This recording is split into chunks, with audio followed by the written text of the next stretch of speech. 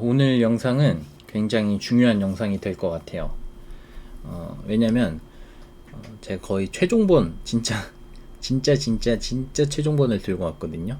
그리고 업데이트한 내용도 많고 거의 뭐 시스템 전체를 좀 바꾼 거라고 봐도 무방하고, 또 다른 이제 기파갱피 외에 또 추가적인 어떤 매매법을 또 추가로 넣었거든요. 그래서 이번 영상은 굉장히 중요해요. 물론 이제 이전 영상까지 다 보고 이거를 보면 좀 더 어떤 이 매매법의 메커니즘을 이해하는 데 있어서 도움은 되겠지만, 만약에 시간이 없다라고 하면 이 영상 하나만 봐도 정말 무방할 정도로 오늘 영상을 좀 찍으려고 합니다. 그럼 시작을 할 건데요. 일단은 이 기파갱피 매매법 외에 추가로 어떤 매매법을 제가 소개를 하자면 기파수돌이라는 매매법 이름을 지었고요. 그러면은 바로 한번 시작을 해보겠습니다. 그리고 메모장을 제가 또 정리한 내용을 가지고 와서 하나씩 보여드리면서 설명을 드릴게요. 자, 캔들 사냥꾼의 기파갱피 앤 기파수돌 매매법 요약본에서, 이거는 뭐 저희 핵심 개념이죠. 기파갱피 핵심 개념. 기준선을 돌파하고 파동을 만든 뒤에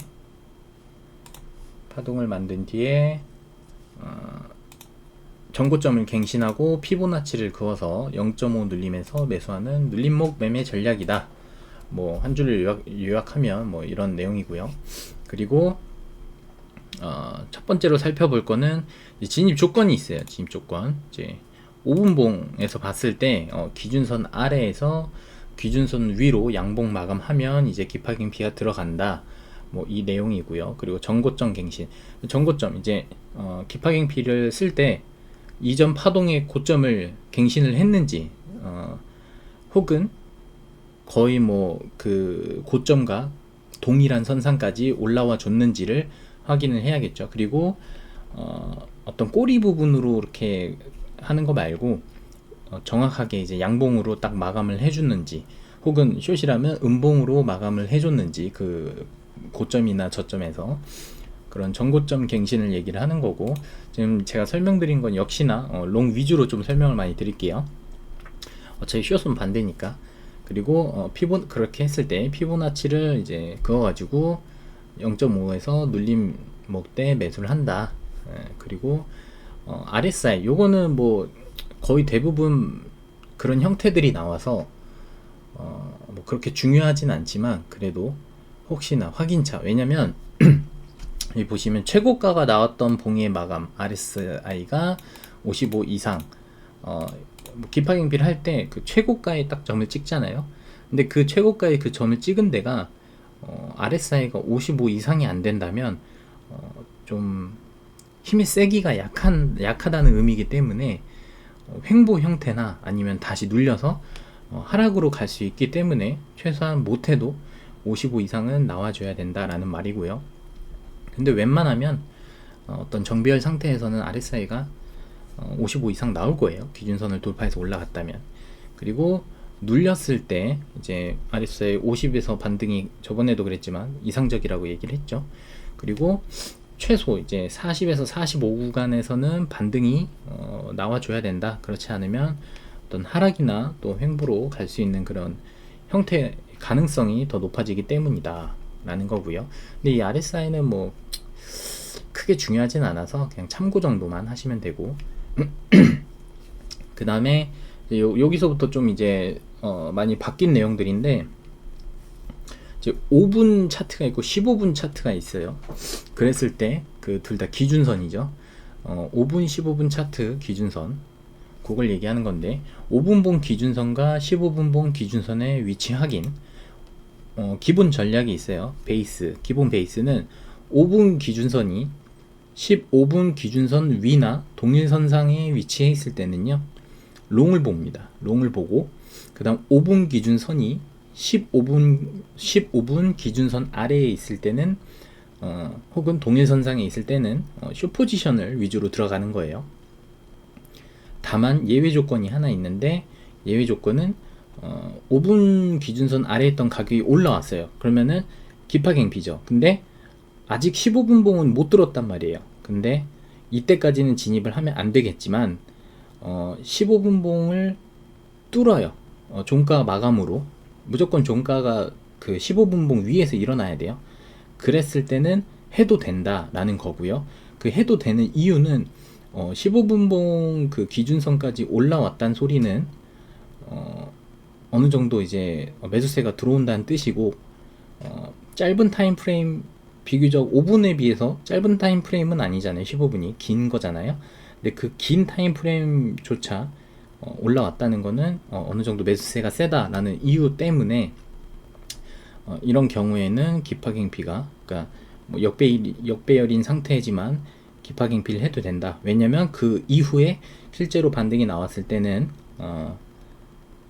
이 역배열에서 정배열로 바뀌는 그런 그림들이 나오거든요. 그래서 15분 봉 기준선 위에서 만약 마감을 한다. 대신에 여기에 또 이제 세밀한 조건이 있죠. 그 조건은 5분 봉이랑 15분 봉 그 기준선들이 있을 거 아니에요. 그 사이에 어떤 눌림이 없어야 돼요. 눌림이 없다는 말은 장대 양봉으로 나왔거나 아니면 이 양봉이 연속적으로 나오는 거예요. 어떤 뭐 긴 음봉 이런 거 없이 짧은 양봉 상관없어요. 거의 되게 짧은 양봉 상관없고 긴 양봉으로 연속적으로 나왔거나 혹은 그냥 장대로 그냥 크게 한방 이렇게 뚫어가지고 15분봉 기준선 위에서 마감을 하면 그때는 이전 이제 파동에 대한 거에 이제 기파갱피를 적용을 시켜서 매수를 해도 된다 이 말이고요. 요거는 제가 차트를 보면서 말씀을 드릴게요.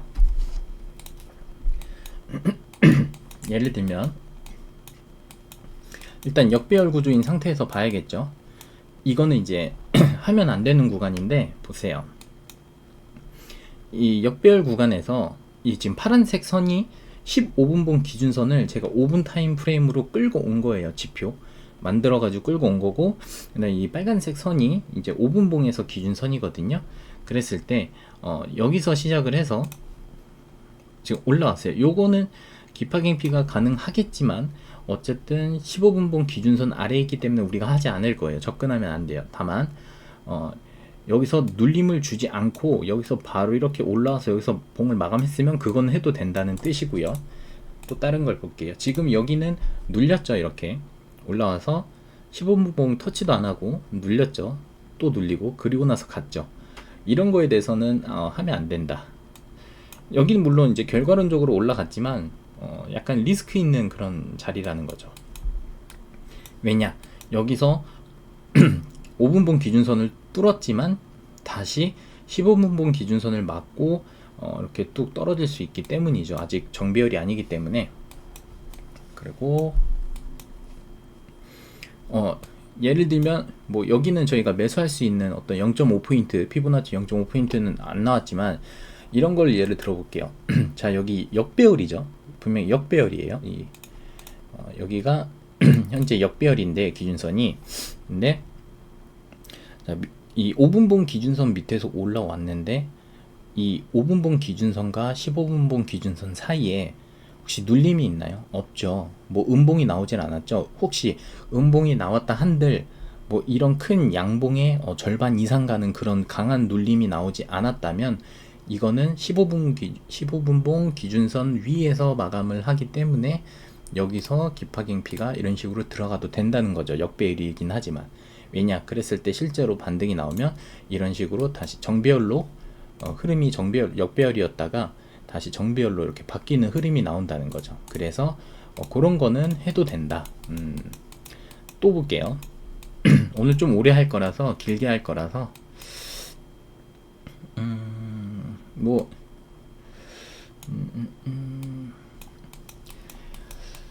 이런 짜잘짜잘한 거 말고 큰 거, 뭐 예를 들어서 여기 이런 데가 뭐 비유하기 좋겠네요. 지금 역배열이죠. 지금 역배열이에요. 역배열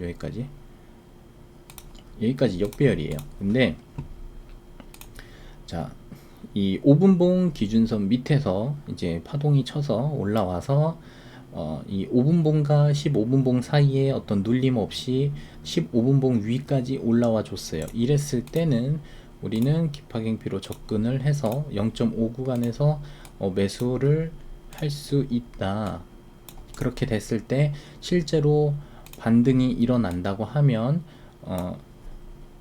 요 구간 이제 이 이후에서는 다시 또 어떠한 역배열에서 정배열로 바뀌는 기준선이 그런 모습이 나타난다. 그래서 이런 자리에선 해도 된다 라는 말이고요.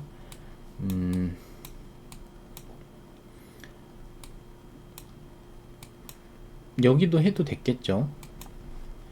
근데 여기는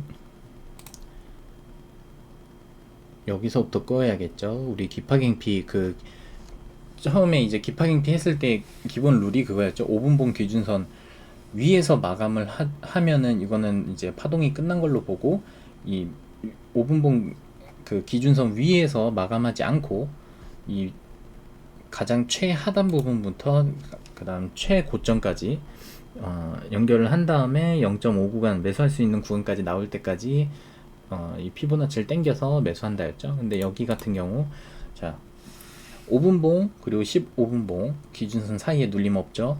그리고 0.5 구간에 왔을 때 담아도 된다. 역배열이지만 그러고 나서 전고점 왔을 때 털었겠죠. 여기서 만약에 50%를 이제 제 이따가 말씀 또 드릴 건데, 익절 전략이 무조건 전고점에서 50% 정도 그 털고 나가는 거였죠.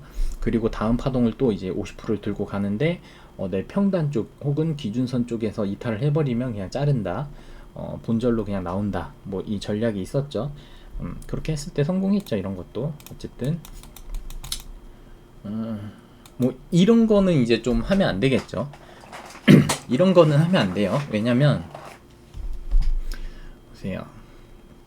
5분봉 밑에서 가격이 있어요. 그러다 파동을 쳤어요. 근데 15분봉 위에서 마감을 안 했죠. 꼬리만 달리고 내려왔죠. 그렇다는 건 하락 그 어떤 세기가 조금 남아 있다는 거죠. 이 이후 어떻게 될지 모르지만, 그랬을 때 우리가 지금 현재 뭐 여기 위치라고 볼게요. 왼쪽만 알고 있는 상태예요. 그랬을 때 여기는 하면 안 되겠죠. 결과는 조금 올랐지만 이렇게 눌림을 줬잖아요. 강하게 이전 이제 뭐 좀 큰 양봉에 비교했을 때 정확하게 눌림을 크게 주니까 어떤 저점이 하나 생겼잖아요. 그럼 이런 건 하지 말라는 거예요. 결과는 조금 올랐어요. 근데 리스크가 있다는 거죠. 다른 거 또 이런 것도 이거는 좀 애매할 것 같아요. 이런 거 이거는 안 하는 게 나을 것 같아요. 웬만하면. 왜냐면은 요것도 좀 눌림이라고 봐야겠죠. 왜냐면 이전 양봉 이 장대 양봉에 어떤 절반 이상의 그 상향하는 그런 눌림을 줬기 때문에 이런 건 안 하는 게 낫다. 기준을 뭐 그렇게 그런 식으로 잡으면 돼요. 그냥 양봉, 그러니까 5분봉과 15분봉 기준선 사이에 어떤 장대 양봉, 꽤나 큰 양봉, 그 크기의 절반 이상 만약에 마감을 한다라고 하면 어느 정도 이 하락에 대한 좀 게 있구나라고 생각을 하고, 세기가 있구나라고 생각을 하고 이런 거는 안 들어간다. 그냥 놓아준다. 어차피 뭐 또 다른 자리에서 또 먹으면 되니까. 이런 것도 당연히 안 들어가야겠죠. 이런 건 좀 큰 어떤 무빙이 나왔을 때 좀 유용한 건데 하락 추세에서 봐야 되거든요. 하락 추세. 하락 추세.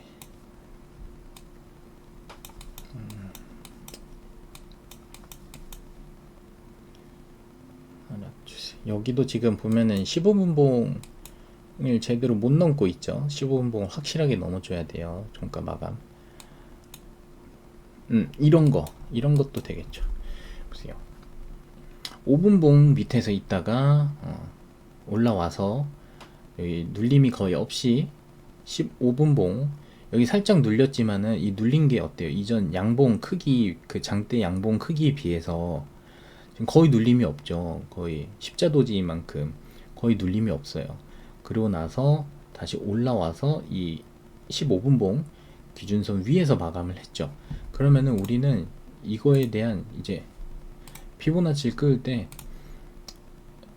요 시점부터 이제 끄면 되겠죠.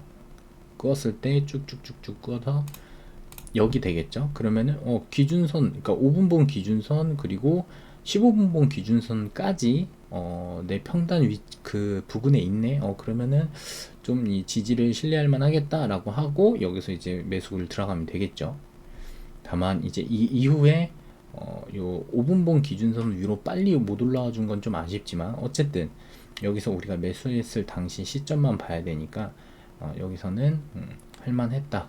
그리고 뭐 이렇게 흘러갔을 때 여기 고점을 갱신을 바로 못했죠. 그럼 조금 약할 수 있는데 어쨌든 내 평단이 지켜주고 있기 때문에 뭐 지켜볼 수도 있고, 혹은 여기서 이제 삼각 패턴 이따가 이제 말씀드릴 건데, 이 기파수돌이라는 매매법이 또 생겼어요. 제가 만들었어요.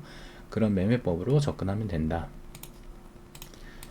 그리고 오케이 이제 요거 마지막으로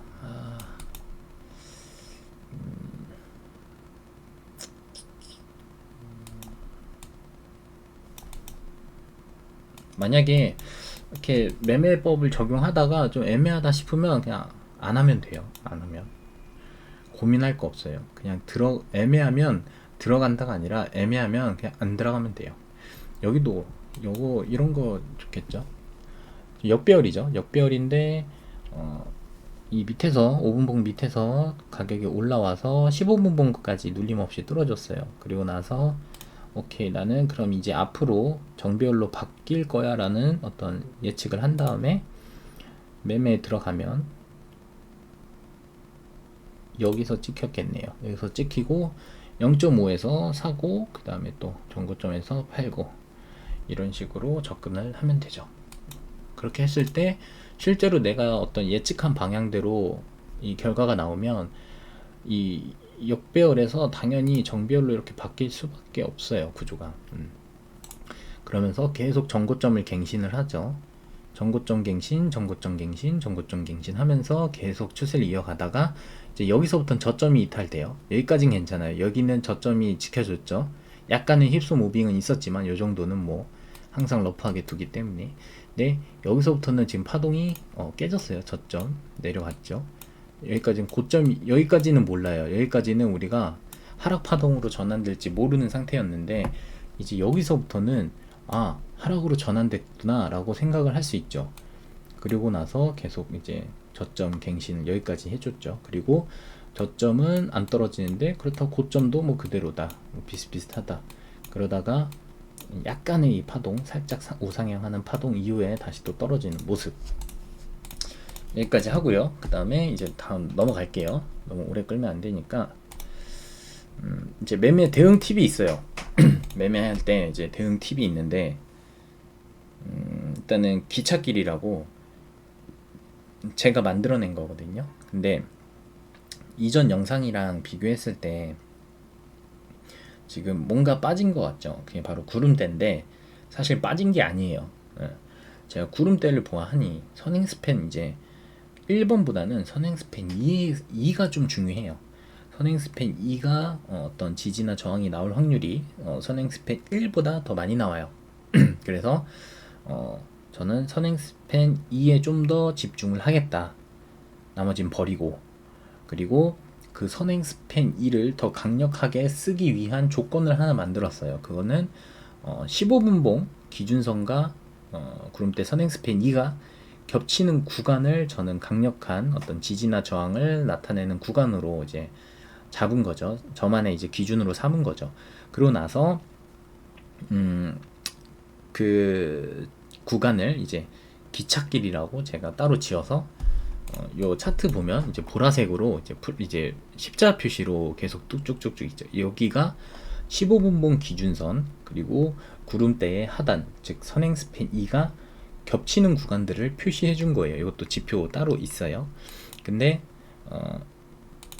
요거를 이제 표시함으로써 겹침 시그널을 줌으로써 어떤 지지나 저항, 강한 지지나 저항을 기대할 수 있는 지점이다 라고 이제 생각을 하는 거고, 그리고 내 진입 평단이랑 손절가 사이에 기찻길이 있다면 신뢰도가 높은 지지나 저항으로 활용할 수 있어요. 예를 들면 뭐 아까도 뭐 이런 데였나요? 여기도 마찬가지죠. 예를 들어 이렇게 딱 그었어요. 근데 내 평단이 지금 0.5에서 샀을 거 아니에요. 근데 기준선도 이 근처에 있는데 15분봉 기준선 그리고 구름대의 하단 즉 선행스팬 2까지 여기 있다 보니 이 기찻길이 생겼어요. 그러면은 여기서 반등이 나올 확률이 굉장히 높겠구나 라고 판단할 수가 있는 거죠. 그러니까 좀 더 어떤 심리적으로 안정을 갖고 매매에 임할 수 있는 거죠.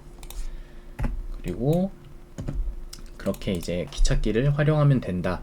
어떤 내가 꼭 이것뿐만 아니라 내가 뭐 진입하고자 하는 평단 혹은 손절하고자 하는 평단 뭐 그런 데 있죠. 그런 데에 기찻길이 있다라고 하면 좀 더 신뢰할 만한 그런 구간이다 라고 이제 생각을 하면 되겠죠.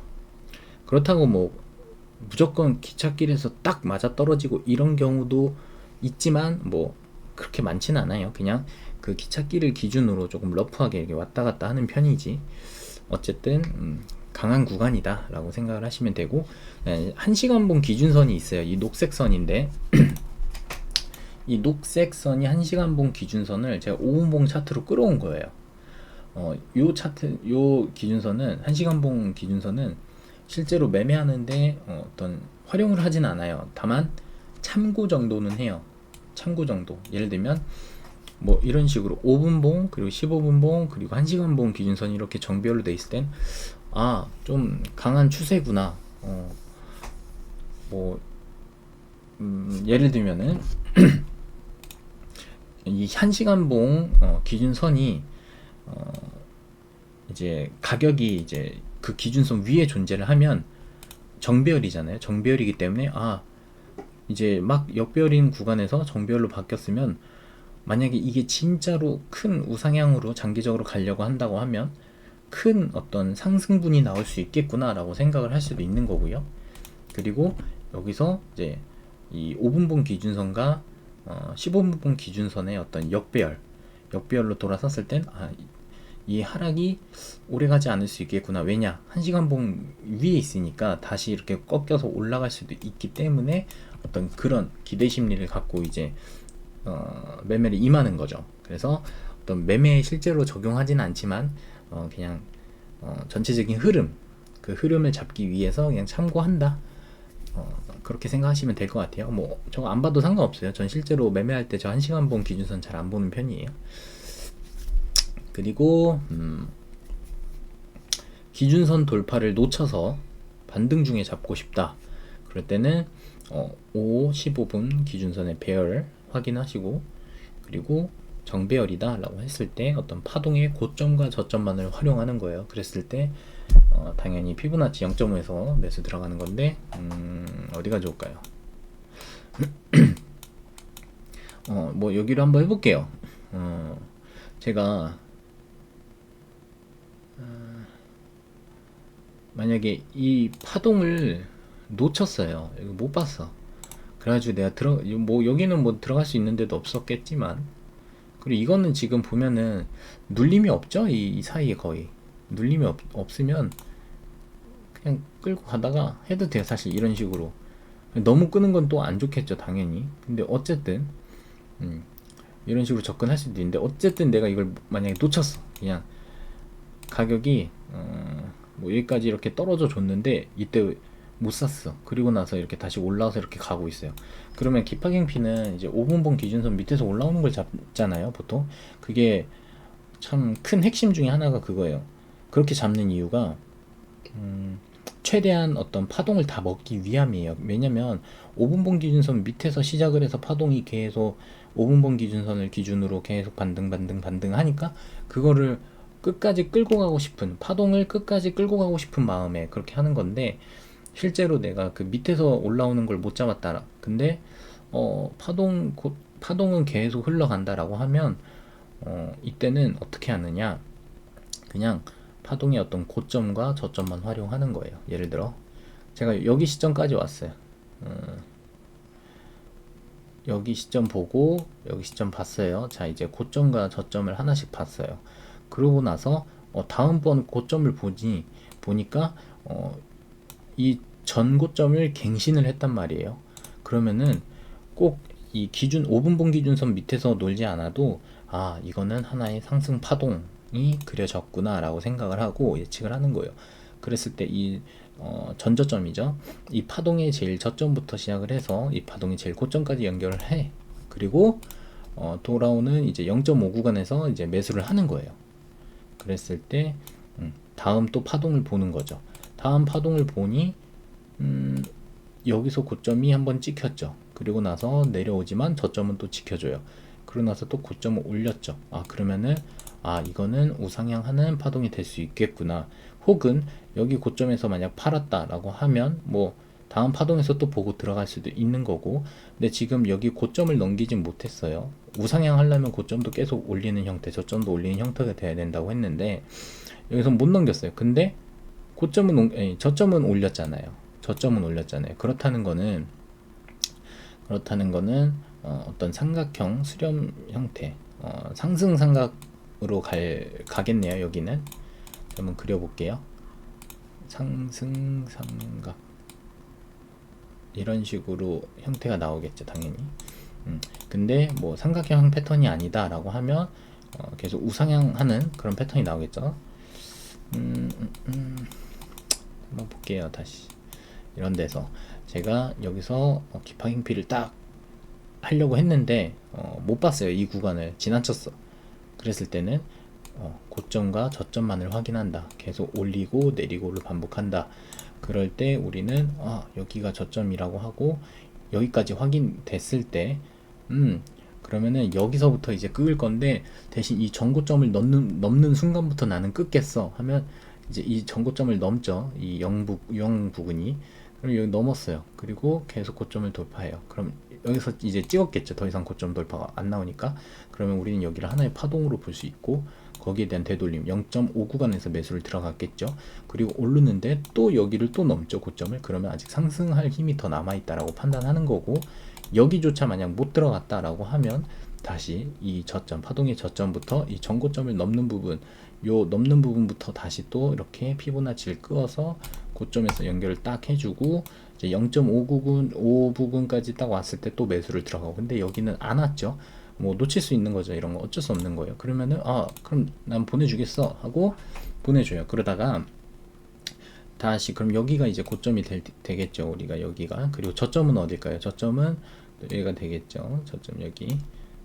그리고 나서 또 보는 거예요. 어떻게 되나 했더니 저점 살짝 낮아졌죠. 아주 살짝. 그리고 고점은 또 갱신을 했어요. 그렇다면 우리는 또 이거는 고점을 여기서 갱신을 해주는구나. 이렇게 볼 수가 있겠죠. 그리고 그러면은 상승 파동을 또 이어질 수 있는 어떤 기대 심리가 일어나겠죠. 그러면 다시 또 파동의 저점 여기였죠. 전파동 저점. 그리고 또 파동의 고점 여기 딱 눌렸을 때 그랬을 때 여기서 또 살 수가 있겠죠. 이런 식으로 5분봉 기준선 밑에서 올라오는 게 굳이 아니더라도 그 이후에 내가 잡고 싶다 하면 잡을 수 있는 거예요. 근데 다만 꼬꾸라질 확률도 그만큼 좀 높겠죠. 당연히. 그리고 만약 먹는다 한들 오래 먹지는 못하겠죠. 당연히. 왜냐면 만약에 제가 기파갱피를 여기서 이제 적용을 했으니 제가 밑에서 돌아와서 아니구나. 여기가 정확하게 꺼야겠죠. 기준선 위에서 한번 종가 마감했으니 여긴 아니고 여기서부터 껐겠죠. 그럼 여기서 샀을 거 아니에요. 그러면은 제 평단이 지금 이 노란선이에요. 노란선. 근데 여기서 우리가 계속 기다렸다가 먹었으면 엄청난 수익을 얻었을 거 아니에요. 근데 이 중간에 들어가는 거, 예를 들어서 뭐 우리가 여기 눌림 때 들어갔다 라고 하면 끼키야 이거 먹는 거예요. 진짜 완전 고점이 최고점 기준으로 팔았다 하더라도. 근데 이 기파갱피 처음 그때 잘 들어가면 이만큼을 먹을 수 있는 거죠. 계속 고점 저점 계속 올리면서 갔으니까 당연히 우리 손절은 안 났겠죠. 그렇기 때문에 웬만하면 이제 기파갱피에서 들어가는 게 좋지만 중간에도 들어갈 수 있다라는 거를 보여드린 거예요.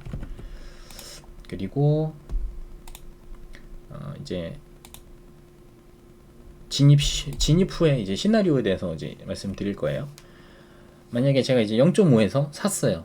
그쵸? 그리고 제가 정상적으로 이렇게 바라본 방향은 0.5쯤에서 반등을 일어났을 때 그때를 기대한 거예요. 그랬을 때는 당연히 계속 보유하는 거예요. 근데 손절은 언제 하느냐? 기파갱피 파동의 최저가. 기파갱피 파동의 최저가. 예를 들어 아무데나 찍을게요. 뭐 여기를 딱 했을 때 요 라인이 되겠죠. 여기를 이탈했을 때는 나는 무조건 손절을 할 거야. 대신 조금 러프하게. 예를 들어서 뭐 여기가 이제 파동의 시작이죠. 근데 요 살짝 밑에 뭐 이런데 그게 있죠. 저기 기찻길이 있죠. 뭐 이런데 둔다든가 아니면 기찻길 없으면 그냥 살짝 뭐 한 100불 밑에 둔다든가 이런 식으로 조금은 러프하게 그렇게 이제 손절을 두겠죠. 근데 본절 탈출이 있어요. 즉 뭐냐면 예를 들어 내가 기파갱피를 했는데 0.5 구간에서 매수를 했어요. 기파갱피 할 때 0.5에서 매수를 했는데 지금 보면 0.5가 아니라 0.618 밑에서 어떤 종가가 마감이 일어나면 그럴 때는 그냥 이거는 좀 힘이 약하다, 상승하려고 하는 의지가 좀 부족하다, 그런 의미로 이제 내 평단에 다시 이렇게 왔을 때 어느 정도 본절하고 그냥 나오라는 거죠. 왜냐면 지금은 이제 0.618에 안 왔는데 예를 들어 0.618까지 이렇게 떨어졌다 할게요. 그랬을 때 올라와서 이 부근에서 다시 풀백 맞고 밑으로 빠질 확률이 좀 있어요. 왜냐? 힘이 약하기 때문에. 그러면 힘이 약하다는 거는 사람들이 그만큼 하방을 좀 볼 확률이 높겠죠.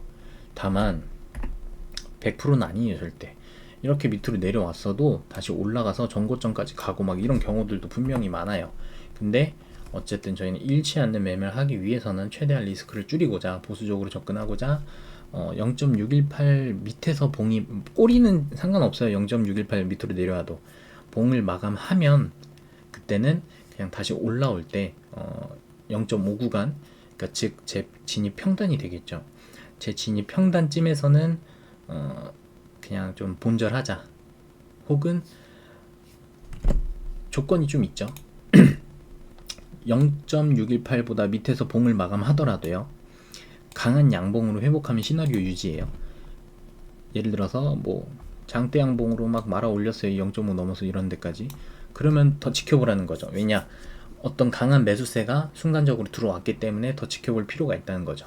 그거 아니면 본절에 나와라.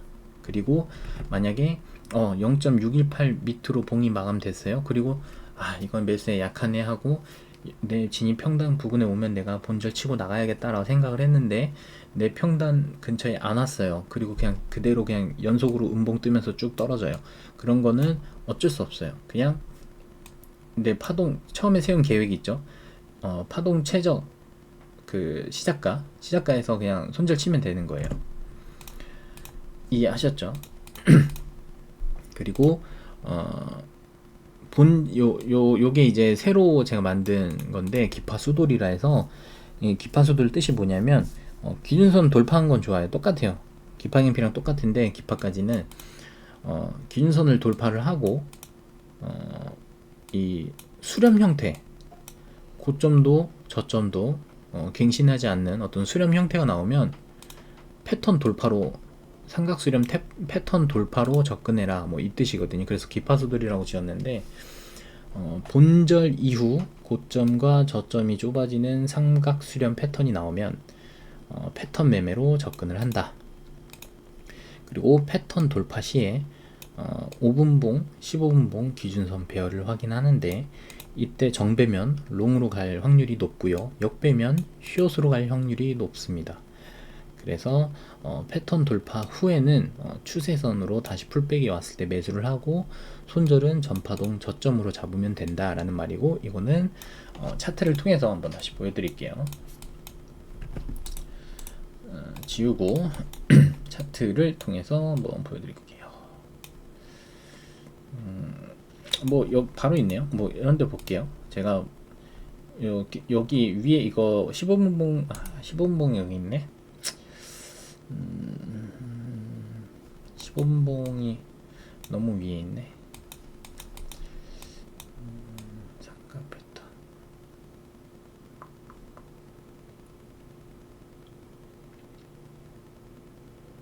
뭐 굳이 하자면 뭐 이런 거 한번 예를 들어볼까요? 굳이 하자면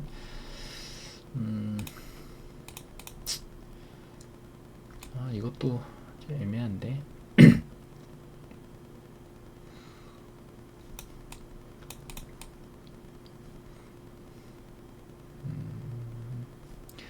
좀 삼각형을 확실하게 그려주는 데가 필요한데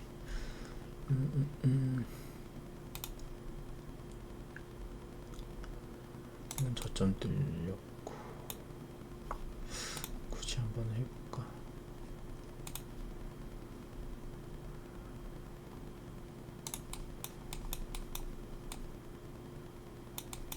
삼각 수렴을 좀 깔끔한 삼각 수렴을 찾고 싶은데 쉽지가 않아요. 그게 뭐 이런 거겠죠. 이렇게 올라오는구나. 뭐 이런 삼각 수렴 형태가 있다고 이제 생각을 해볼게요. 왜냐면 이런 거죠. 제가 시나리오를 짜보면 자, 밑에서 이제 기준선을 돌파를 해서 파동을 만들었단 말이에요. 이런 큰 파동을. 그래서 제가 0.5구간 여기 왔을 때 제가 샀어요. 근데 고점을 돌파를 못해요. 요 고점을. 그래서 삼각수렴인가? 라고 생각을 하는 거죠. 그랬을 때 이제 삼각수렴을 딱 긋고 이제 시작을 하는 거예요. 그랬을 때 지금 패턴 형태가, 아니 기준선의 형태가 어떻나요? 지금 이거 1시간 봉 좀 뜰게요. 보면은 이 5분봉이 위로 올라와 있고 15분봉 기준선이 밑에 있죠. 이럴 때는 롱이 사실 유리해요. 롱이. 근데 보니까 요거는 반대로 흘렀죠. 왜냐면 이 삼각수렴을 딱 그렸을 때 5분봉 그리고 15분봉 기준선이 밑에 있어야 지지받고 올라가는 그림을 그리거든요. 그래서 롱이 유리하다라고 말씀을 드린 거고, 근데 이 경우에는 반대로 됐죠. 어쨌든 볼게요. 어쨌든 이 하방을 이탈했어요. 하방을 이탈을 하고 그리고 풀백이 나왔어요. 살짝. 그랬을 때 여기서 매수를 들어가야겠죠. 근데 추세선 닿진 않았어요. 그랬을 때 이 부근에서 산다든지 혹은 아니면은 뭐 닿았을 때 산다라고 하면 뭐 여기서 못 샀겠죠. 어쩔 수 없는 거죠. 혹은 여기를 기준으로 볼 수는 있지만 여기는 안에서 마감을 했기 때문에 이거는 패턴 돌파라고 보기는 어려워요. 이 하얀색 이 도지형 느낌 나는 그 캔들 있죠. 그리고 확실하게 이 패턴 밖에서 마감을 했기 때문에 여기서부터 이제 어떤 카운팅이 들어가야겠죠. 그러고 나서 이제 위에까지 올라왔을 때 나는 숏을 잡으려고 했는데 이 밑에서 그냥 꼬리가 여기까지 달린 다음 이제 떨어졌죠. 뭐 못 잡던가 아니면 혹은 그냥 대충 이 추세선 닿기 전에 그 부근에서 잡아도 되고요. 근데 이거는 사실 기파수돌로 안 해도 상관이 없어요. 왜냐? 자, 여기서 딱 그었어요. 근데 제가 어쨌든 제 평단에서 반등이 일어났죠. 그랬을 때 제 고점을 닿지 못하면 정리해도 되겠죠. 이런 데서 대충 정리를 할 수도 있고, 어쨌든 이 반등 이후에 제가 뭐라 했죠? 제 평단 혹은 그 기준선까지만 보고 그 이후로는 제가 자른다고 했어요. 근데 제가 여기서 만약에 제 평단 근처까지 와서 그냥 여기서 이탈을 하면서 제가 잘랐다고, 본절쯤에서 잘랐다고 칠게요. 여기서 확 잘랐어요. 그쵸? 확 잘랐는데 그러면은 우리는 다시 이제 기파 갱피로 접근을 할 수가 있죠. 어떻게? 여기 여 위에서부터 밑으로 눌림 없이 하락으로 계속 가서 15분봉 기준선 위까지 갔어요. 그러면은 이거 하락으로 가는 어떤 강한 추세가 나왔다. 그리고 전저점을 이탈을 또 했죠. 그리고 이전 추세에서 전고점 돌파도 못했고 이제 전고점이 낮아졌죠. 그리고 전저점을 이탈했어요. 그러면 우리는 하락으로 기파 갱피를 적용할 수 있겠죠. 그러면은 여기서부터 이제 들어가야겠죠. 들어가서 찍었을 때 우리는 하락에 대한 여기서 숏을 들어갈 수가 있을 거예요. 그러고서 이 하락분에 대한 큰 추세를 누리면 되겠죠. 이 기파수도를 이렇게 설명을 좀 정확하게 드리고 싶은데, 그런 장면들이 기파수도를 쓸 일이 거의 뭐 많이 안 나와요. 웬만한 건 기파갱피로 다 처리가 가능하기 때문에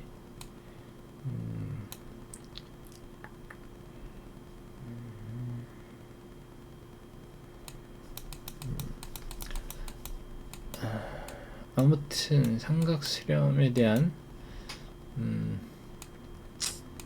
삼각수렴에 대한 어떤 좋은 예시가 없어서 아쉬운데,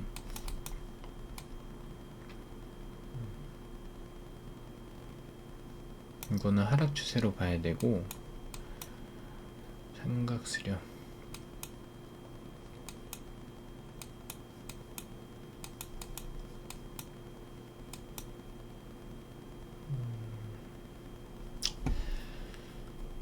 뭐 이것도 삼각수렴이죠. 이것도 삼각수렴이에요.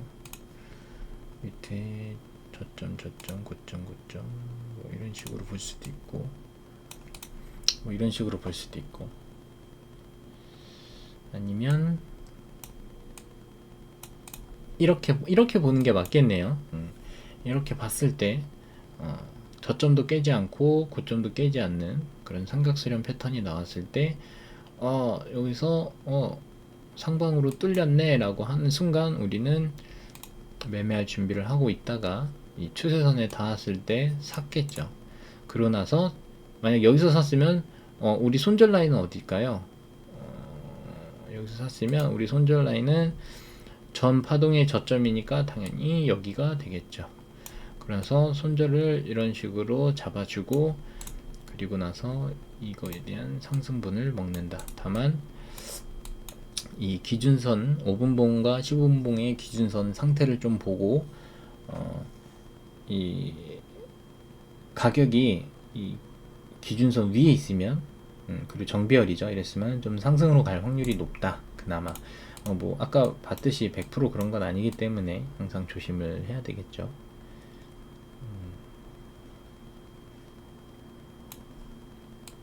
이런 건 삼각수렴이 아니겠죠. 왜냐면은 그냥 고점을 낮아주는 형태가 계속 나오잖아요. 저점도 계속 낮아주고. 그냥 이거는 하나의 채널이에요. 채널 형태. 이렇게 볼 수는 없겠죠. 좀 힘들겠죠. 이런 건. 그리고 여기서 다시 고점을 높여주는 형태가 나왔고, 저점도 높여주는 형태가 계속 나오죠. 그랬을 때 이거는 또 여기에 대한 하나의 채널이 되겠죠. 그러니까 이 삼각수렴과 어떤 채널 형태는 굉장히 좀 미묘한 차이가 있어요. 똑같지가 않아요. 그렇기 때문에 요거는 근데 차트를 계속 보다 보면은 감이 잡힐 거예요. 그리고 이제 넘어가 볼게요. 어쨌든 이게 기파 수돌이다. 제가 정한 거고, 새로 만든 거고, 어떤 내가 원하는 방향 그림이 안 나왔을 때는 기파 수돌로 접근해 볼 수 있다. 다음 이제 익절 전략 마지막이네요.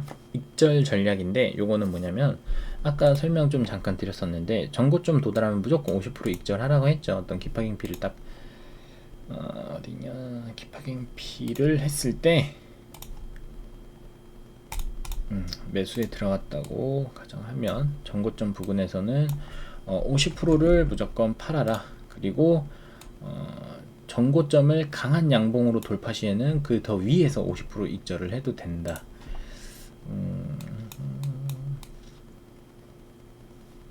강한 양봉으로 뚫어주는 게 없나 어디? 항상 이 예제를 보느라 항상 힘들어요. 뭐 예를 들어서 뭐 여기도 마찬가지겠지만, 이건 이제 15분봉 기준선 아래에 있기 때문에 하지는 않을 건데, 만약 여기서 이제 했다고 치면 뭐 이런 부분이 되겠죠. 여기가 없다고 생각하세요. 여기 없다 생각하세요. 여기 없고 바로 여긴 없고 바로 이 부분 다음에 이런 부분이 나왔다고 칠게요. 그렇죠? 그러면은 요렇게 강하게 이제 전고점을 강하게 뚫어주는 그런 그림이 나온다라고 하면, 이 더 위에, 그러니까 즉 뭐 이런 데나 이 파동이 이 장대 양봉이 위, 혹은 뭐 다음 파동까지 기다려 볼 수도 있고 그 위쪽이나 뭐 이런 데서 팔아라는 거죠. 어쨌든 여기서 중요한 거는 전고점에서 무조건 50% 익절해라. 그리고 전고점을 강한 양봉으로 돌파할 때는 그 위에서, 그게 위 어디든 상관없어요. 그 기준은 자기만 그냥 알 수 있는 거예요. 뭐 누가 거기서 팔으라 했다고 해서 거기서 팔 수 있는 부분은 아닌 것 같고, 뭐 예를 들어서 뭐 이전 파동의 고점 뭐 이런 있어. 뭐 이런 데가 될 수도, 이전 파동 고점 뭐 이런 데서 팔 수도 있는 거고요. 아니면 15분봉 기준선 여기 있으면 안 되죠. 뭐 5분봉 뭐 기준선 이탈했을 때 뭐 이런 데서 팔 수도 있는 거고요. 이런 데서 팔 수도 있는 거고요. 뭐 그거는 각자의 기준으로 정하는 거기 때문에 제가 뭐라 할 수는 없는 것 같고, 아무튼 익절이기만 하면 되니까. 만약에 이제 전고점에서 50% 익절하고 남은 50%에 대해서 이제 익절을 해야 되는 거잖아요. 기준을 정하는 거잖아요. 근데 전고점을 어쨌든 지났어요. 그러면은 제가 처음에 익절했던 그 부분보다는 더 비싸게 내가 팔 수 있다는 거잖아요. 그렇기 때문에 어디서 팔든 그건 상관없다. 뭐 내가 팔고 나서 더 가면은 뭐 어쩔 수 없는 거고. 다만 어쨌든 우리는 최대한의 수익을 얻기 위해서 하는 거죠. 그리고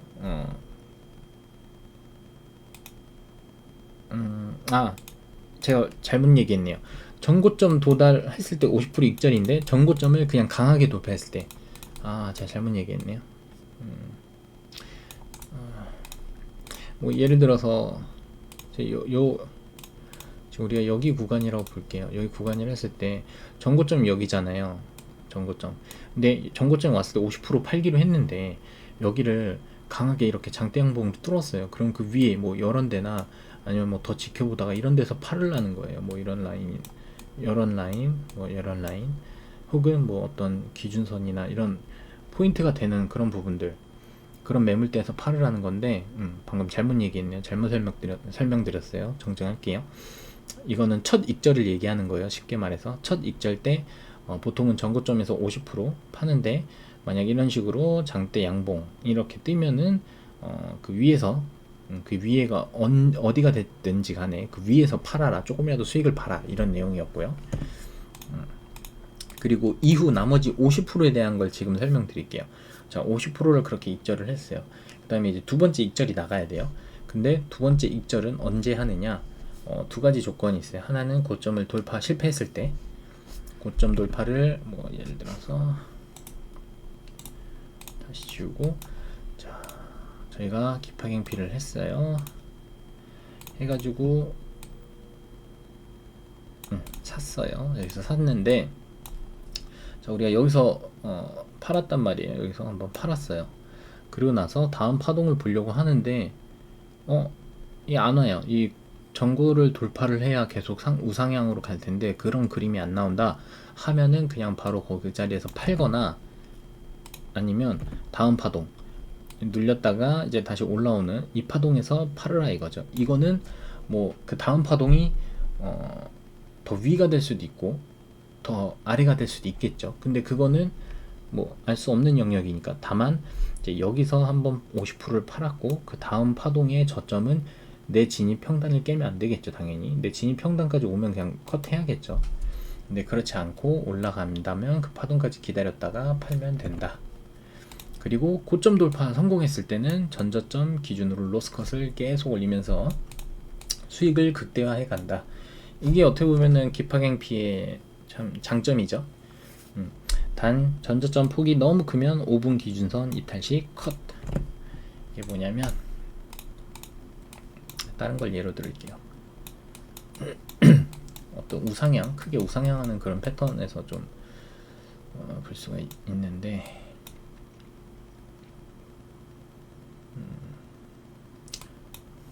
뭐 이걸 예로 한번 들어볼게요.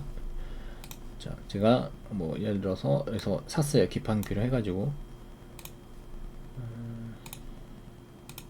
샀어요. 그랬을 때 여기 고점에서 50%를 팔았어요. 그러고 나서 지켜보는 거죠. 지켜보는데 이 파동이 지금 저점이 여기잖아요. 그죠? 여기를 뚫지 않는 이상 나는 더 가져가겠다. 오케이, 올랐어요. 근데 이래서 안 팔았어. 난 파동을 더 보려고 안 팔았어.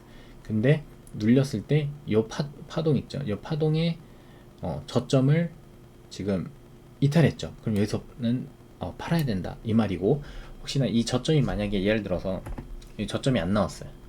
그냥 계속 양봉으로 뜨면서 계속 어떤 고점만 높여가는 형태예요. 그랬을 때는 지켜봐야겠죠. 계속 지켜보다가 어디를 설명을 드릴까요? 잠시만요. 뭐 이런 데가 좀 될 수 있겠네.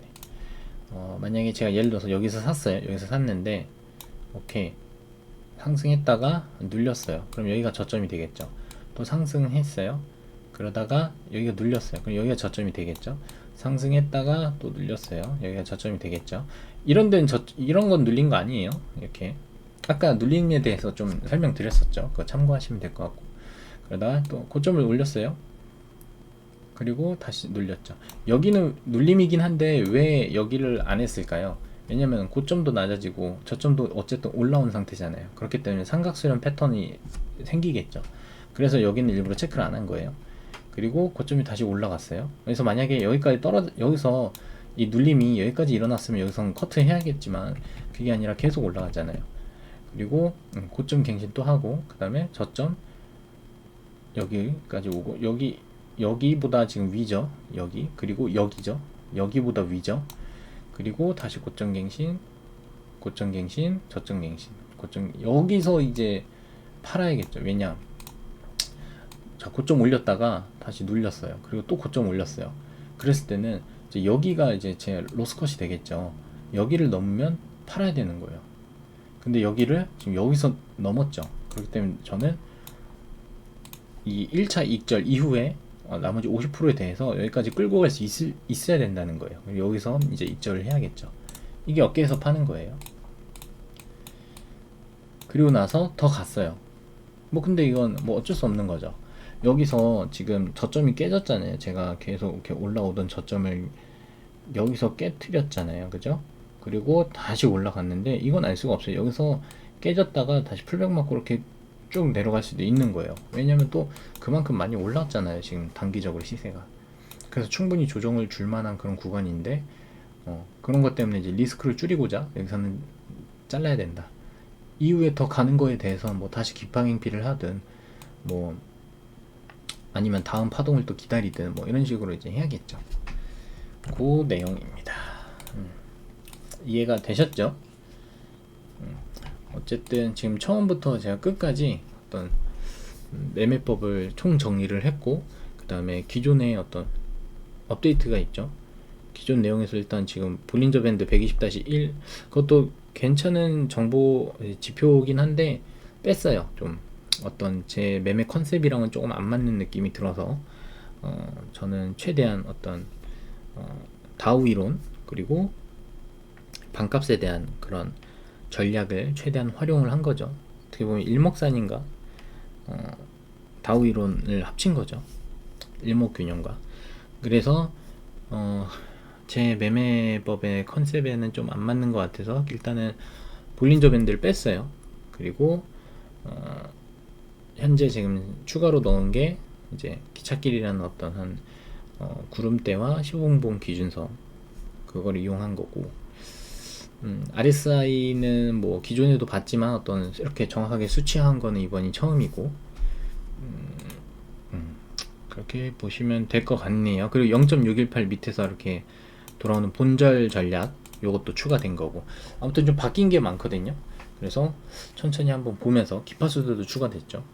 천천히 보면서 한번 또 자기만의 또 너무 그대로 따라하지 마시고 자기가 실제로 이제 차트에 백테스팅도 해보고 뭐 계속 보면서 한번 자기만의 무언가로 또 발전시킬 수도 있으니까 이거를 기준으로 이제 하셔도 되고, 아무튼 저는 진짜 수많은 고민 그리고 백테스팅을 통해서 만든 거기 때문에 저는 이거 자동화 시스템으로 만들고 싶은데 자동화로 하기가 좀 쉽지가 않아요. 기파경피 매매법 기준 자체가 좀 까다로운 점이 좀 있어가지고, 근데 대신 사람이 했을 땐 좀 쉽죠.